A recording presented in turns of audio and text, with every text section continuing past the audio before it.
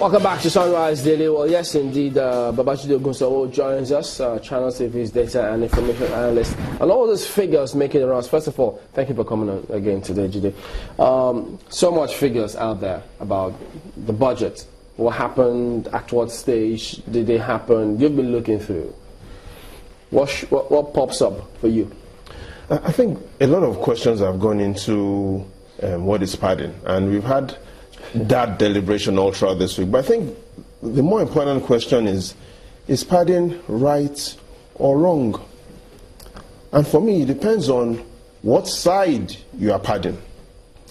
Let's look at the UNICEF report that says 361,000 children die of malnutrition in Nigeria annually. Here's what it means.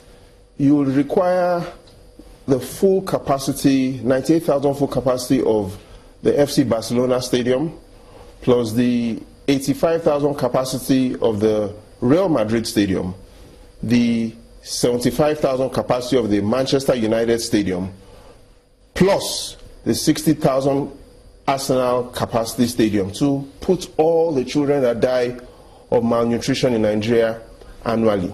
Now you may ask, what does all of this have to do with padding?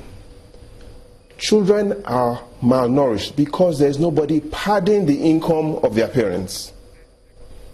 The last interview that Honorable Jibrin gave, the 1-hour interview that he gave to us exclusively, what it means is during that period of that 1-hour interview, 40 children have died of malnutrition.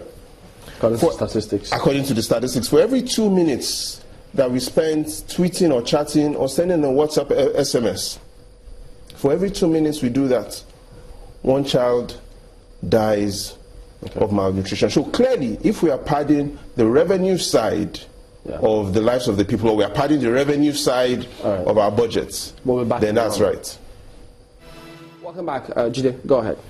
So the challenge we have today is really not because of padding. It is because of what is being padded. And what is being padded, or alleged to have been padded, is the expenditure. Just last month, the Minister of Budget and National Planning had talked about the budget of the country. The statutory revenue budget should have been 1 trillion naira. That is what we expect. But here's what it says. It says out of 1 trillion naira, we've only earned 646 billion naira. So what it's saying is we need to find a way of increasing our revenue, aka we need to find a way to pad our revenues.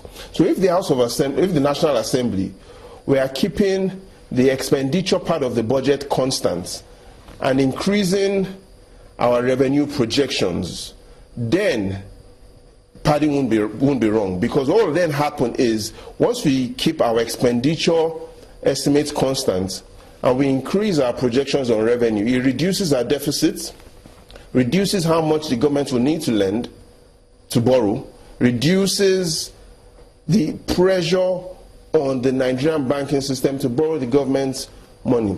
So if we look at padding, we need to look at what is being padded. Now the challenge the House, the National Assembly has, did not start today. Let's cast our minds back to that day, Tuesday, June 9, 2015, when that election occurred.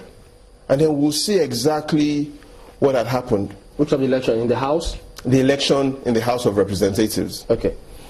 Now, at the moment you have 212 House of Representative members. And when that election occurred, Honorable Dogara scored 182 votes, beating Honorable Femi Gbajabamila by only 8 votes. But if you look at how did that happen, it happened because the concentration of House of Representative members in the National Assembly is in the Northwest. And that is where Honorable Dogara's sponsor, who had sponsored him and nominated him to become Speaker, comes from.